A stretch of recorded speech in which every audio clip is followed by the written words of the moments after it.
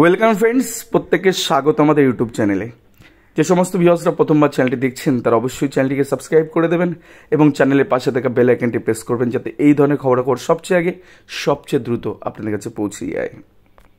তো এই মুহূর্তে দাঁড়িয়ে সব থেকে বড় যে খবর দেবো কাট অফ সংক্রান্ত যে বিষয় আপডেট হচ্ছে, মেগা আপডেট, সেটা হচ্ছে নতুন করে কিন্তু 7 জেলায় যা দেখিয়েছি তারপরে নতুন করে 7 জেলায় 7টি নতুন কাট অফ মামলা দায়ের হলো 42,949। আমরা জানি যে 42,949 2016 সালে প্রাথমিক শিক্ষক নিয়োগ যেটা হয়েছিল সেখানে একাধিক অসঙ্গতি, বেনিয়ম, অনিয়ম কিন্তু রয়েছে।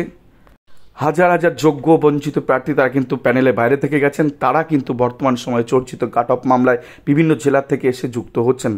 তো সেক্ষেত্রে 7 জেলায় নতুন করে 7টি কাট অফ মামলা দায়ের হলো মহামান্য হাইকোর্টে, সেটা নিয়ে বিস্তারিত আলোচনা করব কোন কোন জেলা। তার পাশাপাশি 16,500 যে 3টি কাট অফ মামলা সেটাও কিন্তু লিস্টেড হয়ে গেল, আগামী বুধবার দেখাবো সে বিষয়ে।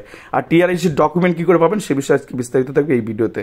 তো চলুন শুরু করা যাক। তো 16,500 কাট অফ মামলা আজকেই মেনশন হয়েছে। এই মামলাগুলোকে জাস্টিস অমিতা সিনহা ম্যাডাম এই বুধবার মানে আগামী বুধবার লিস্টেড টু বি মেনশন ম্যাটারে রেখেছে, অর্থাৎ দ্রুততার সহিত আর্জেন্ট মোশনে কিন্তু শুনানি করাবেন এই মামলাগুলোর, যার WP নাম্বার 27,361 2022, WP নাম্বার 27,363 2022 এবং WP নাম্বার 24,365 335 অফ 2022।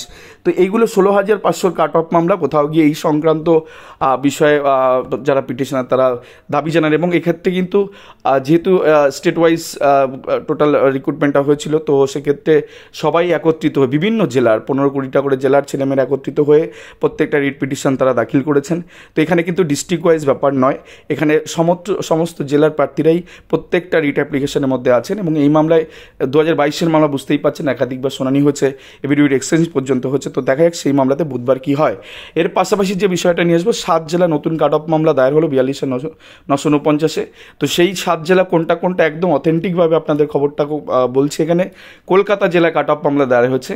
তো পিটিশনার কত, কেস নাম্বার কত, কী তার সিনপসিস রয়েছে, এটা আমরা আগামী সপ্তাহে আমরা ডিসক্লোজ করব।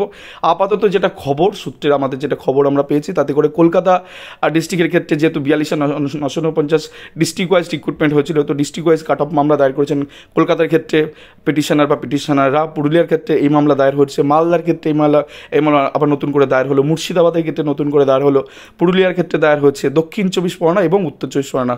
তো দেখতে গেলে 7টি জেলায় কিন্তু কাট অফ মামলা নতুনভাবে প্রার্থীরা যোগদান করলেন এবং এই মামলা যেহেতু আমরা জানি যে 5টি মামলায় CAB হচ্ছে, অর্থাৎ রিজার্ভ অফ জাজমেন্ট এসছে, সেই জাজমেন্ট যদি পিটিশনারদের ফেভারে হয় আর এই পিটিশনারদের মামলায় যদি মেরিট থাকে তাহলে কিন্তু এই মামলাগুলো কিন্তু সেম অর্ডারই কিন্তু ভোগ করবেন। তো দেখা যাক সেটাতে কী হয়। আর একটা নতুন বিষয় আপনাদেরকে জানাবো যে অনেকেই আমাদের সাথে যোগাযোগ বা যুক্ত হওয়ার কথা বলছেন, বিভিন্নভাবে ফোন আসছে আমাদের তরফে এবং কিছু ডকুমেন্ট আপনাদের দরকার বলে আপনারা মনে করছেন, সেটা হলে আপনাদের খানিকটা সুবিধা হয়। তো সেটা করার জন্য আমাদের এই ডিসক্রিপশানে, এই ভিডিও ডিসক্রিপশানে একটা লিঙ্ক আছে, একটা টেলিগ্রামের লিঙ্ক দেওয়া আছে, সরাসরি টেলিগ্রাম গ্রুপে যুক্ত হতে পারেন, একটা হোয়াটসঅ্যাপ গ্রুপের লিঙ্ক আছে, সেখানে সরাসরি যুক্ত হতে পারেন, সেখানে কিন্তু এই বিষয় সংক্রান্ত নথিপত্র আপনারা পেতে পারেন।